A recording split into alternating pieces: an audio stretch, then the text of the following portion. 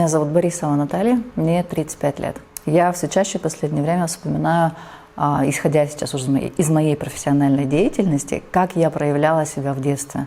То есть именно анализируя ситуации, поведение, реакции мои, да, то есть тем самым подтверждая то, как работает дизайн мой, да, как я неосознанно проявляла это в детстве, и, наверное, больше такие вещи вспоминаются. Я мечтала стать парикмахером.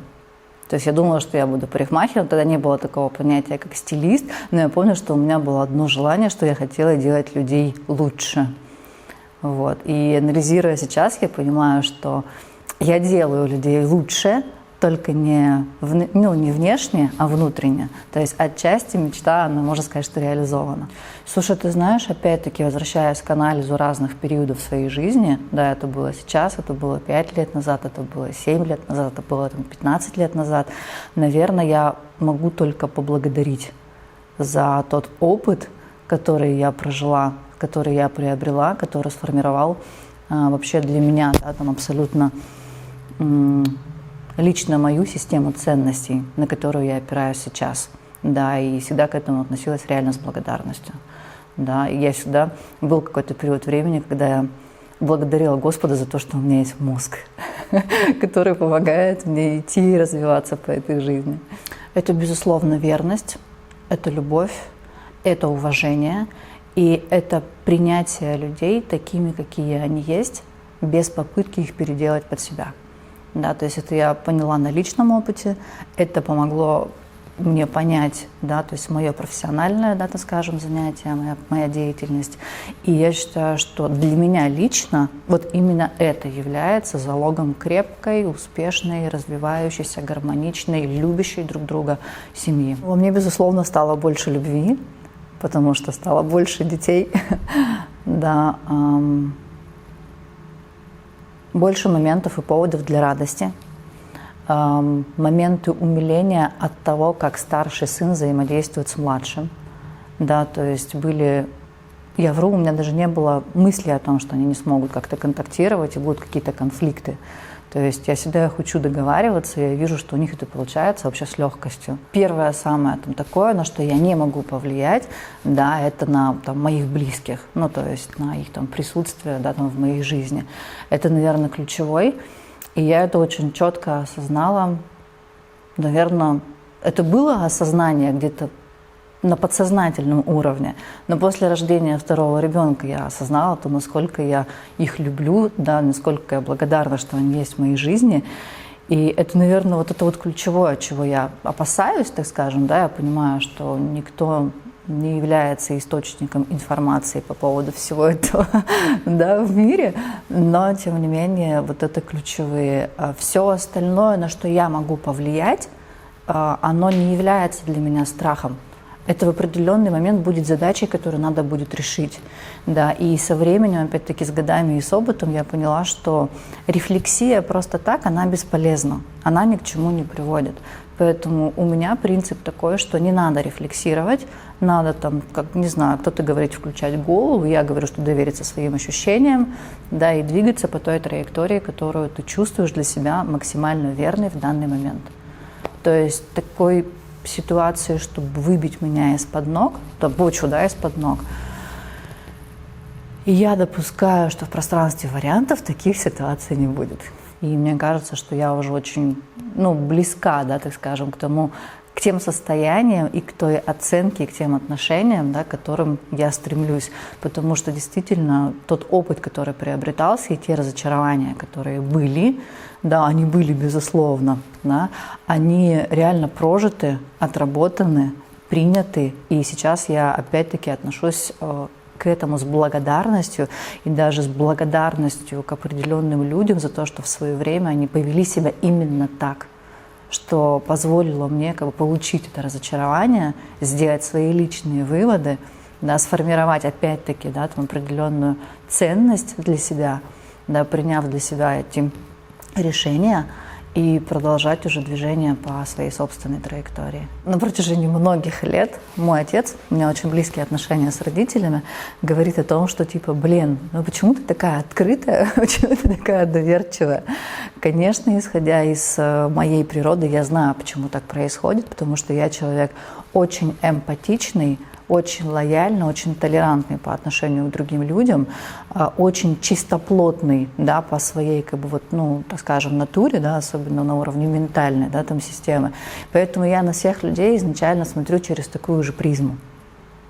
У меня нет подозрительности, у меня нет какого-то осуждения, да, у меня нет никакой оценки по отношению к другим людям. Поэтому изначально я достаточно открыта и достаточно доверчива. То есть расположить меня можно очень легко, очень быстро. И я не знаю, плюс это или минус. Мне говорят, что не надо быть такой, а я понимаю, что я не могу по-другому. Я же не могу пойти против своей природы. Если это часть меня, и я так себя проживаю, и да, я доверяю и открываюсь, и если потом вы ведете себя некорректно, но я-то это принимаю. Я сертифицированный гид системы дизайн человека в этой же системе в International Human Design School, да, то есть это международная школа, где нас обучают сертифицированных аналитиков. Там есть еще отдельное направление, BG5, это бизнес-консалтинг. И отучившись на нем, также у меня появился статус и знания именно по бизнес-консалтингу, то есть я бизнес-аналитик и, так скажем, бизнес-консультант и карьерный аналитик. Важно реально позволить себе заниматься тем, что ты любишь, быть с теми, кого ты любишь по-настоящему. Не потому, что это надо делать, а потому, что ты хочешь это делать. Потому что когда вот, чем больше этих моментов, этих состояний, этих процессов и этих ощущений, тем больше у тебя, так скажем, поводов, случаев словить вот это вот состояние счастья. Да, вот это вот тотальное нахождение в моменте и осознание в моменте о том, как тебе кайфово от того, кто рядом, да, от того, там, чем ты занимаешься, и ты такой: кайф, благодарю. Вот это важно. И уже потом, исходя из этих состояний, причинно-следственной связью вытекает, как бы, да, там все последующее. Счастье заключается в нескольких вещах. Первое, да, то есть это я счастлива от того, что в каких отношениях я нахожусь, что я в них испытываю. Я счастлива от того, что у меня офигенные пацаны, да, мои дети. Я ловлюсь на мысли о том, что да, есть моменты, в которых я прям кайфую. И когда мы говорим про осознанность, да, то есть я все чаще именно вот эти вот положительные эмоции, состояние момента и себя в моменте в этом как ты ощущаешь. Я их ловлю, я за них благодарю.